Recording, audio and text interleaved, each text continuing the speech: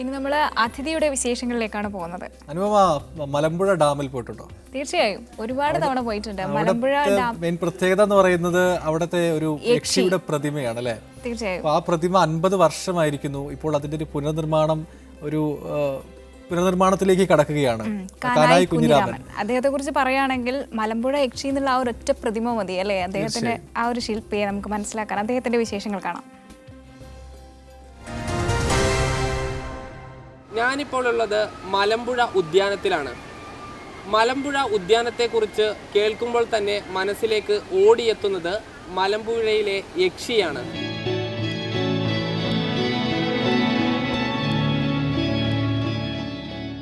ആ യക്ഷി ഇന്ന് 50 വയസ്സ് പിന്നിട്ട് അതിൻ്റെ ചില മിനുക്കുപണികൾ നടന്നുകൊണ്ടിരിക്കുകയാണ്.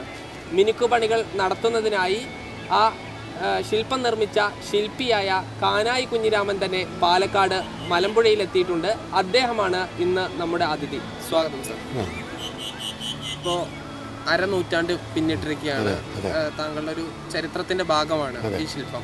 ഇതിപ്പോൾ ഈ 50 വർഷം കഴിഞ്ഞ് ഇപ്പോൾ എന്തൊക്കെ മാറ്റമാണ് ഇതിന് വരാൻ പോകുന്നത്? തുടങ്ങിയത് 1968.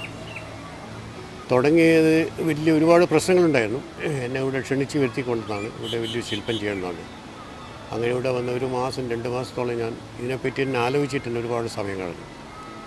എന്താ ഇവിടെ ചെയ്യേണ്ടത്, എന്താ സാധാരണ ശില്പം ചെയ്താൽ പോരാ. പിന്നെ മാത്രമല്ല, ഞാൻ അവിടെ ഇംഗ്ലണ്ടിൽ 3 വർഷം പഠിച്ചതിന് ശേഷം ഇവിടെ വന്നത്, ലണ്ടൻ യൂണിവേഴ്സിറ്റി. പിന്നെ വന്നിട്ട് ഇവിടെ മദ്രാസിലുണ്ടായിരുന്നു, ഒരു ജോലി കിട്ടി, ഞാൻ അതിന് പോയില്ല. ഡൽഹിയിലൊരു ജോലി കിട്ടി, പോയില്ല. എൻ്റെ അന്നത്തെ ആഗ്രഹം എനിക്ക് എൻ്റെ കേരളത്തിൽ എന്തെങ്കിലും ചെയ്യണമെന്ന് ആഗ്രഹം. അങ്ങനെയാണ് ഞങ്ങളുടെ ഗുരുവായ KCS പണിക്കർ. അദ്ദേഹം പറഞ്ഞു, ഇവിടുന്ന് അദ്ദേഹത്തിൻ്റെ ശിഷ്യന്മാർ 2-3 പേര് എന്തോ പറഞ്ഞിരുന്നു, കാരണം ഒരു ശില്പിയെ വേണം ഇവിടെ മലമ്പുഴ എന്ന ശില്പം ചെയ്യാമെന്നാണ്.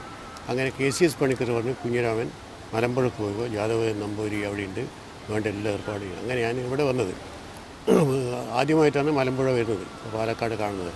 അപ്പോൾ ആകെ കൺഫ്യൂഷനായി, ചുറ്റുപാടും കാര്യങ്ങളൊക്കെ പഠിച്ചു ആക്കെ. അപ്പോൾ ഇവിടെ എന്ത് ചെയ്യണം എന്നുള്ളത് എൻ്റെ വലിയൊരു പ്രോബ്ലമായിരുന്നു. അപ്പോൾ ഞാൻ ഒരു ചലഞ്ചായിട്ട് തന്നെ എടുത്തു, എന്ത് ചെയ്യണം എന്നുള്ളത്.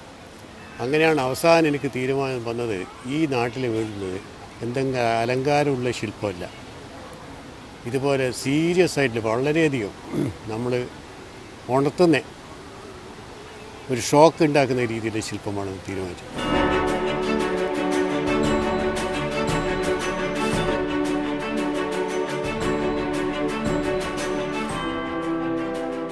പിന്നെ സായിപ്പിൻ്റെ നാട്ടിലെ ജീവിതം എനിക്ക് അതിനെ പ്രേരിപ്പിക്കുന്നത്. ഇവിടെ നമ്മൾ വളരെ യാഥാസ്ഥികമായിട്ട് ജീവിക്കുന്നു. സായിപ്പന്മാർ മറ്റേ ലോകത്തിലാണ്, വളരെ സ്വതന്ത്രമായി ജീവിക്കുന്ന കൂട്ടരാണ്. സ്വതന്ത്രം എന്ന് പറഞ്ഞാൽ എല്ലാം അവിടെ ഈ പറഞ്ഞ സ്ത്രീയിലും അശ്ലീലും ഒന്നുമില്ല. അപ്പോൾ ഇവിടെ വന്നപ്പോഴല്ല, വളരെ നൂറ്റാണ്ടുകൾ മുമ്പേ പിന്നാലെ നിൽക്കുന്ന തോന്നിയത്. അപ്പോൾ എനിക്കൊന്ന് ഈ അവസരം നമുക്ക് എന്തുകൊണ്ട് ഇത് മാറ്റം ഉണ്ടാക്കാൻ നോക്കിക്കൂടാതെ. അങ്ങനെയാണ് ഞാനിത് ചെയ്തിട്ട് കുറച്ച് പകുതിയായപ്പോൾ തന്നെ ആൾക്കാർ ബഹളം കൂട്ടാൻ തുടങ്ങി. എന്നെ ഇവിടെ ഞാൻ പോയി, ഇത് വിട്ടുകൊണ്ട് ഉപേക്ഷിച്ച് പോയി. പിന്നെ 2-3 മാസം കഴിഞ്ഞ ശേഷം പിന്നെ ഞാൻ എന്നെ തിരിച്ചു വിളിച്ചത്. അപ്പോഴും ഈ പ്രശ്നങ്ങൾ തീർന്നിട്ടില്ല.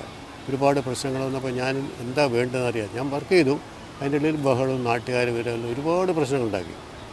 അപ്പോൾ അവർ പറയുന്നത് എന്താ അറിയാം, ഇവിടെ നഗ്നശില്പം പാടില്ല. അപ്പോൾ ഞാൻ പറഞ്ഞു, നഗ്നശില്പം എന്ന് പറഞ്ഞാൽ എന്താ ഉദ്ദേശിക്കുന്നത്? ഈ പ്രകൃതി നഗ്നാണ്, ആ കുന്ന് നഗ്നാണ്, മരം മുഴുവൻ നഗ്നാണ്, മനുഷ്യനും നഗ്നാണ് പ്രസവിച്ചോണ്ട്. ഇങ്ങനെ ഒരു ശില്പം ചെയ്ത് എന്താ കുഴപ്പം? ഇല്ല, ഇത് കുട്ടികളുടെ ആൾക്കാരെല്ലാം കണ്ട ശില്പനാണ്, ചീത്തയിപ്പോൾ മാറും. ഞാനപ്പോൾ പറഞ്ഞു, ക്ഷേത്രത്തിൽ പോയാലേ നഗ്നശില്പം ഇഷ്ടം പോലെയുണ്ട്. ഖജുരാഹോ, കൊണ്ണാരക്ക്, അങ്ങനെ ഗുരുവായൂർ ക്ഷേത്രം അടക്കം അവിടെ കൊത്തിവെച്ച മുഴുവൻ നഗ്നശില്പം. എന്താ ചോദിച്ചു, അത് ദേവീദേവ പറ്റില്ല. ഇത് പ്രകൃതി എന്ന് പറഞ്ഞാൽ എൻ്റെ അമ്പലമാണ്. ഈ അമ്പലത്തിൽ ഇതെന്താ അവിടുത്തെ ദീപം സൂര്യനാണ്, ഉദിച്ചു വരുന്ന സൂര്യൻ. അപ്പോൾ ഈ അമ്പലത്തിലെ പ്രതിഷ്ഠ എന്ന് പറഞ്ഞാൽ യക്ഷിയാണ്. ഞാൻ അങ്ങനെയാണ് കാണുന്നത്. എൻ്റെ ക്ഷേത്രം ഇത് മുഴുവൻ 4 വാർഡിൽ ഇതുണ്ടല്ലോ, നമ്മുടെ മലകൾ ഇതൊക്കെ ആയിട്ട്. അപ്പോൾ ഇത് ക്ഷേത്രമായിട്ട്, പ്രകൃതിയെ ക്ഷേത്രമായി കാണാം. ഇത് ഞാൻ ഉണ്ടാക്കുന്ന പ്രതിഷ്ഠയാണ് സ്ഥിരം, അത് പ്രകൃതിയുടെ പ്രതിബിംബമാണ്. അപ്പോൾ അങ്ങനെയെല്ലാം പറഞ്ഞിട്ട് രക്ഷയില്ല. പിന്നെ 2ാമത് ഞാൻ പോയി. 3ാമത് കലക്ടറും ഇവരെല്ലാം കൂടി എന്നെ വിളിച്ചുകൊണ്ടിരുന്നു, കംപ്ലീറ്റ് ചെയ്യണമെന്ന്. പത്രക്കാരൊക്കെ വലിയ പ്രശ്നമൊക്കെ ഉണ്ടാക്കി ഇതിനെതിരെ.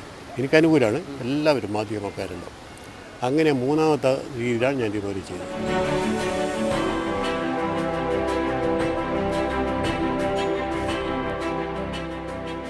അപ്പോൾ അന്നേരത്തെ ഒരു കലക്ടർ ഉണ്ടായിരുന്നു. അപ്പോൾ അദ്ദേഹം ഇവരെല്ലാം വിളിച്ച് പറഞ്ഞ് മീറ്റിംഗ് കൂട്ടിയിട്ട് ഒന്ന് പ്രശ്നമാക്കണ്ട, ഒരു ശില്പി ശില്പം ചെയ്യുമ്പോൾ ആദ്യം നഗ്ന ശില്പമാണ് ചെയ്യുക, അതിനുശേഷം തുണി ചെയ്യരുത്. അതുകൊണ്ട് അദ്ദേഹത്തിന് നഗ്നമായിട്ട് ആ ബോഡി മൊത്തം കംപ്ലീറ്റ് ചെയ്തിട്ട് എന്നിട്ട് നമുക്ക് വരാതെ. അപ്പം ഞങ്ങൾ രണ്ടും കൂടി അഡ്ജസ്റ്റ് ചെയ്ത് അങ്ങനെ ആക്കി ഞാൻ ഉടുപ്പിക്കാതെ നാട് വിട്ടു. അപ്പോൾ കലക്ടർ ഇങ്ങനെ ആളുകളോട് പറയുകയും ഈ നഗ്നശില്പം കഴിഞ്ഞ് വസ്ത്രാണിയിപ്പിക്കുന്നു പറയുകയും ചെയ്തു. പറയുന്നത് അപ്പോൾ ഇത് കഴിഞ്ഞ് ശില്പി ഞാൻ തുണി ഉടുപ്പിക്കാതെ പോയി. ഇനി ഇപ്പോൾ ഇവിടെ വന്നിട്ട് ഞാൻ ഈ സമയത്ത് തുണി ഉടുപ്പിക്കണമെന്ന് പറഞ്ഞാൽ നാട്ടുകാർ വേണ്ട അവർ, കാരണം അവർ കണ്ട് ശീലിച്ചത് ഇത് നഗ്നത ഇല്ലാതെ. അപ്പോൾ ഒരു കലാസൃഷ്ടി കൊണ്ട് ഒരു മാറ്റം ഉണ്ടാക്കാൻ പറ്റുന്നില്ല. എൻ്റെ ഏറ്റവും നല്ല ഉദാഹരണം വെളിയത്തിലെ ഈ ശില്പം. അപ്പോൾ താങ്കൾ ഇവിടെ വന്നപ്പോൾ തന്നെ ഈ യക്ഷിയെ നിർമ്മിക്കണമെന്നായിരുന്നോ വിചാരിച്ചത്, അതോ മറ്റെന്തെങ്കിലും ആയിട്ട് അവസാന യക്ഷിയിലേക്ക് എത്തിപ്പെടുകയായിരുന്നു? അല്ല, ഞാനിവിടെ വന്നപ്പോൾ ബ്ലാങ്ക് ആയിട്ടുള്ള മനസ്സുമായിട്ടാണ് വന്നത്. എന്താ എനിക്കറിയില്ല ഇവിടുത്തെ ചുറ്റുപാട്. ഞാൻ സാധാരണ ഈ ശില്പം ചെയ്യുമ്പോൾ ആദ്യം അവിടുത്തെ സംസ്കാരം, ചുറ്റുപാട്, നാട്ടിൻ്റെ പ്രത്യേകത, ജനങ്ങളെ ഇതെല്ലാം പഠിച്ചതിന് ശേഷമേ ചെയ്യും.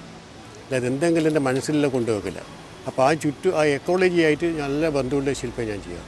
പിന്നെ ഗാലറി, മ്യൂസിയത്തിലൊന്നും ശില്പം വെക്കുന്നത് എനിക്ക് ഇഷ്ടമല്ല. ഇപ്പം ഡൽഹി മ്യൂസിയത്തിൽ എൻ്റെ ശില്പങ്ങളുണ്ട്. ഇപ്പോൾ ഞാൻ അങ്ങനെ, എൻ്റെ തത്വം തന്നെ ആദർശം മാറി. കല ജനങ്ങൾക്ക് വേണ്ടിയിട്ടാണ്, മറ്റാർക്കും വേണ്ടിയില്ല. അത് സാധാരണ പബ്ലിക്കിന് വേണ്ടി, പൊതുജനങ്ങൾക്ക് വേണ്ടി. അപ്പോൾ അങ്ങനെയുള്ള ഒരു കലക്കാണ് വെസ്റ്റേൺ ആർട്ടിൽ പറയുന്നത്.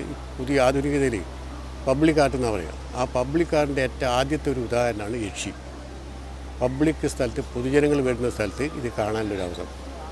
ഇന്ത്യയിൽ തന്നെ ആദ്യത്തെ പബ്ലിക് ആർട്ട് യക്ഷിയാണ് ആ രീതിയിൽ. അപ്പോൾ അങ്ങനെ ഞാനിവിടെ വന്നപ്പോൾ അതൊന്നും മൈൻഡിൽ ഉണ്ടായിരുന്നില്ല. ഈ സ്ഥലം സ്റ്റഡി ചെയ്തു. അപ്പോൾ എനിക്ക് തോന്നിയത് ഇവിടെ ഒരു മലമകൾ ചെയ്യണം. കാരണം പശ്ചിമഘട്ടം അവിടെ കിടക്കാണ്. അപ്പോൾ എൻ്റെ മൈൻഡിൽ തോന്നിയത് ഒരു മലമകൾ. ഞാൻ എപ്പോഴും രാത്രി അവിടെ പോയി കിടക്കാം കുന്നിൻ്റെ മേലെ നിശബ്ദമായിട്ട്. അപ്പോൾ ഇങ്ങനെ നല്ല ഒരുപാട് ഭയങ്കരമാണ്. അപ്പോൾ എനിക്കൊരു ദിവസം തോന്നി ഇങ്ങനെയാണ് പ്രകൃതി ബിംബമാക്കി തന്നെ ചെയ്യാമെന്ന്. അപ്പോൾ എനിക്ക് തോന്നുന്ന പ്രകൃതിയുടെ ഒരു പ്രതിബിംബമായിട്ടാണ് ഞാൻ യക്ഷി ചെയ്തത്. യക്ഷിയുടെ പേര് കൊടുത്തിട്ടില്ല, മലമകളായിട്ട്. പിന്നെയാണ് എനിക്ക് തോന്നി ഈ നാടും യക്ഷി കഥകളായിട്ട് ഒരുപാട് ഇതൊക്കെ ഉണ്ട്, കെട്ടുകഥകളും മറ്റുമൊക്കെ. അപ്പോൾ അതുമായിട്ട് ബന്ധപ്പെടുത്തിയിട്ട് അതിൻ്റെ പേര് യക്ഷി ആക്കിയത്. ഇപ്പോൾ താങ്കൾ നേരത്തെ പറഞ്ഞ അന്നത്തെ വിവാദങ്ങളും പ്രശ്നങ്ങളൊക്കെ ഞാൻ വായിച്ചിട്ടുണ്ട്. യോ വിജയൻ താങ്കളോട് പറഞ്ഞത് പിന്നെ താങ്കൾക്ക് മാത്രമേ അത് കഴിയുള്ളൂ, ഞാനായിരുന്നു എഴുതിയിരുന്നെങ്കിൽ അതിന്റെ മറ്റൊരു അനുഭവമായിരുന്നു. അന്നത്തെ കാലമൊക്കെ വിട്ട് എന്തായാലും കേരളം ഒരുപാട് പുരോഗമിച്ചു. ഇപ്പോൾ നവോത്ഥാനത്തെ കുറിച്ചൊക്കെ ചർച്ച നടക്കുന്നു. ഇന്നായിരുന്നു ഇങ്ങനെ ഒരു ശില്പം നിർമ്മിക്കുകയായിരുന്നെങ്കിൽ എന്താകും? ഇന്നും എനിക്ക് തോന്നുന്നത് ഇന്ന് കുറേ കൂടി ജനങ്ങൾ, പ്രത്യേകിച്ച് ഇന്നത്തെ പുതിയ തലമുറ ഒരുപാട് വളർന്നു. പഴയ തലമുറയാണ് നമ്മൾ ശരിയാക്കേണ്ടത്. ഇപ്പോഴത്തെ പുതിയ തലമുറയെ പോലും തെറ്റിദ്ധരിപ്പിക്കുന്നത് പഴയ തലമുറയാണ്. അപ്പോൾ ഇന്നത്തെ കുട്ടികളെ ഫ്രീ ആയിട്ട് വിടുക. അവർ ഇപ്പോൾ ടെക്നോളജി വളർന്നു, സയൻസ് മാറി, ഒരുപാട് മാറ്റങ്ങളുണ്ടായി. അപ്പോൾ എനിക്ക് തോന്നുന്നു ഇന്ന് ചെയ്യുകയാണെങ്കിൽ തീർച്ചയായും എതിർപ്പുണ്ടാവും. അതിന് നല്ലൊരു ഉദാഹരണമാണ് നമ്മൾ ശംഖുമുഖത്തെ ഒരു ശില്പം ചെയ്യുന്നത്, മർമെയ്ഡ് പറഞ്ഞിട്ട്. അത് ചെയ്തപ്പോൾ അവിടുത്തെ കലക്ടർ നളിനി നെറ്റമായിരുന്നു. അപ്പോൾ അവർ ഇതിനെതിരായിട്ട് കുറേ പ്രശ്നം ഉണ്ടാക്കിയിരുന്നു. അപ്പോൾ അതെല്ലാം അന്ന് ലീഡറായിരുന്നു മുഖ്യമന്ത്രി. ഞാൻ ലീഡർ അടുത്ത് പോയി പറഞ്ഞപ്പോൾ പേപ്പറിൽ വന്ന് കട്ടിങ് ആയിട്ട് പോയപ്പോൾ ലീഡർ പറഞ്ഞു ഒരു കുഴപ്പമില്ല, നളിനി നെറ്റ വിളിച്ചു. അപ്പോൾ തന്നെ അവർ കുഞ്ഞിരാമനെ വീണ്ടും സൗകര്യം ചെയ്ത് കംപ്ലീറ്റ് ചെയ്യാൻ പറഞ്ഞു. അത് സത്യം, ആ മുഖ്യമന്ത്രിയാണ് ശരിയായിട്ട് മുഖ്യമന്ത്രി. ആരോടും ചോദിക്കാതെ അപ്പം തന്നെ തീരുമാനമെടുത്ത് അപ്പം തന്നെ ചെയ്തു. അത് ഭയങ്കര എനിക്ക് ചെയ്തു. കാരണം കരുണാകരൻ എന്നെയും അറിയാം നന്നായിട്ട്. അപ്പം അതുപോലത്തെ പ്രശ്നങ്ങൾ അന്നും ഉണ്ടാവും, തീർച്ചയായിട്ടും ഉണ്ടാവും. അല്ലാതെ ഇതിപ്പോൾ ഒരു ശില്പം എന്ന് ഒരു ഇത്ര സ്വതന്ത്രമായിട്ടുള്ളൊരു ശില്പം നിങ്ങൾ എവിടെയും കാണില്ല. ഏറ്റവും ഫ്രീ ആയിട്ട് അതാണ്. കാരണം ഇതിന് ജാതിയില്ല, മതവുമില്ല, ഒന്നുമില്ല. പേര് കൊണ്ട് യക്ഷി എന്ന് പറഞ്ഞേ ഉള്ളൂ. ഈ തുണി ഉടുപ്പിച്ചിട്ട നടക്കുന്ന ശരീരം, മനുഷ്യ ശരീരം മാത്രമേ ഉള്ളൂ. അപ്പോൾ മനുഷ്യൻ്റെ ശില്പമാണിത്. ഈ താങ്കൾ ഇപ്പോൾ ശംഖുമുഖത്തുണ്ട്, പിന്നെ കണ്ണൂരുണ്ട്, ഈ പല ശില്പങ്ങളുണ്ട്. അതിൽ ഏറ്റവും പ്രിയപ്പെട്ടത് യക്ഷി തന്നെയാണോ? ഏറ്റവും പ്രിയപ്പെട്ടത് യക്ഷിയാണെങ്കിലും മറ്റ് കുറച്ചും കൂടി ഒരു മോഡേൺ അബ്സ്ട്രാക്റ്റ് ആയിട്ടൊരു ശില്പം ചെയ്തിട്ട് അവിടെ എറണാകുളത്ത് മുക്കോല പെരുമാൾ എന്ന് പറയും. ആ മുക്കോല പെരുമാളാണ് എനിക്ക് ഏറ്റവും ഇഷ്ടപ്പെട്ട ശില്പം. അത് എറണാകുളത്താണ്, TCDയുടെ മുമ്പിൽ, ബിൽഡിങ്ങിൻ്റെ മുമ്പിൽ. ഇനിയിപ്പോൾ ഈ യക്ഷിക്ക് ഇപ്പോൾ ചെറിയ മിനുക്കുപണി മാത്രമേ ഉള്ളൂ, അതോ വേറെ എന്തെങ്കിലും? ഇല്ല, ഒന്നുമില്ല, ഡാമേജ് ഒന്നുമില്ല. കുറച്ച് മിനുക്കുപണി പറഞ്ഞാൽ കുറേ ഈ 50 വർഷം കൊണ്ടുണ്ടായ ചെറിയ മാറ്റങ്ങൾ, അഴുക്ക് പിടിച്ചു അവിടെയൊക്കെ, അത് മാത്രമേ, വേറെ ഒന്നുമില്ല, ഡാമേജ് ഇല്ല. പിന്നെ ഈയിടെ ഞാൻ ഇതിനെപ്പറ്റി ആലോചിച്ചു. കാരണം ഇതിപ്പോൾ കുറേ കാലം കഴിഞ്ഞാൽ എന്തായാലും അധികം ചീത്തയായി പോകും. ആ സമയത്ത് ചീത്തയാക്കാൻ ഞാൻ ഉണ്ടാവില്ല, അല്ല നന്നാക്കാൻ ഞാൻ ഉണ്ടാവില്ല. അപ്പോൾ അത് വലിയൊരു പ്രശ്നമാവും. ഇപ്പോൾ ഇത് യക്ഷി എന്ന് പറഞ്ഞ ഈ നാട്ടിൻ്റെ ലാൻഡ്മാർക്കായി മലമ്പുഴ പാലക്കാട്. അപ്പോൾ അത്രയും ഫേമസ് ആയിട്ടൊരു ശില്പം നശിച്ചു പോകുന്നത് കാണാൻ എനിക്കും വിഷമം, നാട്ടുകാർക്കും ഇഷ്ടമാവും. അപ്പോൾ ഞാൻ മന്ത്രിയെ കണ്ടു, നമ്മുടെ ജലസേചന മന്ത്രി, പുതിയ മന്ത്രി കൃഷ്ണൻകുട്ടി. അപ്പോൾ അദ്ദേഹത്തിനെ കണ്ട് ഇതെല്ലാം പറഞ്ഞപ്പോൾ അദ്ദേഹം നല്ല സംസ്കാരമുള്ളൊരു മനുഷ്യനായി എനിക്ക് തോന്നുന്നു. മന്ത്രി മാത്രമല്ല, പറഞ്ഞപ്പോൾ തന്നെ അത് കാര്യം മനസ്സിലായി. അപ്പോൾ അദ്ദേഹം തന്നെ പറഞ്ഞു ശരിയാണ്, കാനായി പറഞ്ഞത് വളരെ ശരിയാണ്. അപ്പോൾ എന്താ ചെയ്യാൻ ഞാൻ പറഞ്ഞത് ബ്രോൺസിൽ മൊത്തം മോൾഡെടുത്തിട്ട് അത് ബ്രോൺസിലാക്കണം. ഇതിൻ്റെ ഷേപ്പ് തന്നെ മോൾഡെടുത്തിട്ട് ബ്രോൺസിൽ കാസ്റ്റ് ചെയ്യണം. അപ്പോൾ അത് ശരിയാവുന്നതാണ്. അപ്പോൾ അദ്ദേഹം പറഞ്ഞ നല്ല നിർദ്ദേശമായിരുന്നു. അപ്പോൾ ബ്രോൺസ് കാസ്റ്റ് ചെയ്തിട്ട് ഇതുപോലെ ഇതിൻ്റെ മേലെ തന്നെ വെച്ച് പിടിപ്പിച്ചാൽ പിന്നെ നമുക്ക് ഇതും രണ്ടും ഒന്നാവുമല്ലോ നമ്മൾ ചെയ്യാറുള്ളൂ. അപ്പോൾ വെങ്കലത്തിലാക്കാൻ ഒരു പ്രപ്പോസൽ കൊടുത്തിട്ടുണ്ട്. മന്ത്രിക്കും ഇഷ്ടമായി. ഇനി എന്താണെന്നത് പിന്നെ കണ്ടറിയാം. ഞാനിങ്ങനെ വായിച്ചതിൽ താങ്കൾ ആദ്യം ചിത്രകലയായിരുന്നു. അതെ. ആ ചിത്രകലയിൽ നിന്ന് ഈ ശില്പകലയിലേക്ക് മാറാനുള്ളൊരു കാരണം എന്താണ്? അതായത് മദ്രാസിൽ പോയപ്പോൾ അഡ്മിഷൻ കിട്ടി. ഞാൻ നാട് വിട്ട് പോയ ആളാണ്. അച്ഛനമ്മ എല്ലാവരും ഉപേക്ഷിച്ച്. അപ്പോൾ അന്ന് ഞാൻ ചിത്രം പഠിക്കാനാണ് പോയത്. അപ്പോൾ ടെസ്റ്റ് എഴുതിയിട്ടപ്പോൾ എൻ്റെ റിസൾട്ട് വന്നപ്പോൾ KCS പണിക്കരാൻ അന്ന് വന്ന് റോയ് ചൗധരി എന്നോട് പറഞ്ഞു, കുഞ്ഞിരാമൻ ശില്പം എടുത്താൽ മതി പറഞ്ഞു. എന്താണെന്ന് ചോദിച്ചപ്പോൾ പറഞ്ഞു, നിങ്ങളെ ഡ്രോയിങ്ങും പെയിൻറ്റിങ്ങും കണ്ടും ശില്പത്തിലാണ് കുറേ കൂടി കഴിവ് മനസ്സിലാക്കിയത്. അങ്ങനെ ശില്പം എടുക്കാം. ആ പെയിൻറ്റിങ്ങും ചെയ്യാറുണ്ട്, ശില്പം ചെയ്യാതെ എല്ലാം ചെയ്യും. കഥ എഴുതാറുണ്ട്, കവിത എഴുതും, ഇങ്ങനെ ഒരുപാട് കാര്യങ്ങളുണ്ട്. ഈ ശില്പകല യക്ഷിയാണെങ്കിലും മറ്റേതാണെങ്കിലും അതിലുള്ള ഓരോ ആളുകളുടെ സമീപനം ഇതൊക്കെ എങ്ങനെയാണ്? അതായത് അതൊരു കല എന്നുള്ള രൂപത്തിൽ എത്രത്തോളം ആളുകൾ അത് ആസ്വദിക്കുന്നുണ്ട്? അത് ശരിയാണ്, നിങ്ങൾ പറഞ്ഞ നല്ല ചോദ്യം. എന്തറിയോ, ഒരു കലാസൃഷ്ടിയെ കാണേണ്ട രീതിയും ഒരു സാധാരണ ഒരു വസ്തുവായിട്ട് കാണുന്ന രണ്ടാണ്. ഒരു മനുഷ്യനെ അതേപോലെ ഒരു പ്രതിമയാക്കി വെച്ചാൽ ആ മനുഷ്യൻ്റെ പേരാണെങ്കിലും അത് പ്രതിമയാണ്, കലാസൃഷ്ടിയാണ്. മറ്റേ ആൾ ജീവനുള്ള വസ്തുവാണ്. അപ്പോൾ ഒരു കല എന്ന് പറഞ്ഞാൽ നമ്മളെ മനസ്സിൽ നിന്ന് ഉണ്ടാക്കുന്ന രൂപമാണ് കലാസൃഷ്ടിയായിട്ട് മാറുന്നത്. അപ്പോൾ ഞാനൊരു സൺസെറ്റ് കണ്ടു, നല്ല മനോഹരമായ പൂന്തോട്ടം കണ്ടു, പിന്നെ നല്ല സുന്ദരിയെ കണ്ടു. എൻ്റെ മനസ്സിൽ ഒരുപാട് വികാരങ്ങളുണ്ടാവും.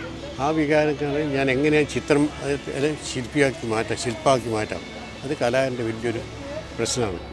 അപ്പോൾ അങ്ങനെയാണ് അത് ശില്പരൂപത്തിലും ചിത്രരൂപത്തിലും പുറത്തേക്ക് വരുന്നത്. ഒരു കലാകാരൻ്റെ സ്വന്തം അനുഭവം, ആ അനുഭവത്തെയാണ് നമ്മൾ മറ്റുള്ളവർക്ക് കാണിച്ചു കൊടുക്കുക. അപ്പോൾ ശില്പകല അല്ലെങ്കിൽ കല എന്ന് പറഞ്ഞാൽ മനുഷ്യൻ്റെ ജന്മഭാഷയാണ്. അതാണ് കുട്ടികൾ തന്നെ പ്രസവിച്ച് 2 വയസ്സ് 3 വയസ്സ് 4 6 മാസമൊക്കെ ഉണ്ടോ കൈകൊണ്ട് കാലുകൊണ്ട് വരക്കാൻ തുടങ്ങും, തേച്ച് മായ്ച്ച് കൊണ്ട്. കുറച്ചും കൂടെ കഴിഞ്ഞാൽ പേനയോ എൻ്റെ കരിക്കട്ട കെട്ടി വരക്കാൻ തുടങ്ങും. ആരാ പഠിപ്പിച്ചത്? ആരും പഠിപ്പിച്ചില്ല, സ്വയം. അപ്പോൾ ഈ കല എന്ന് പറഞ്ഞാൽ എല്ലാ മനുഷ്യൻ്റെയും ജന്മനാ ഉള്ള ഒരു കല, ഒരു ഭാഷയാണ്. ആ ജന്മഭാഷയാണ് കല.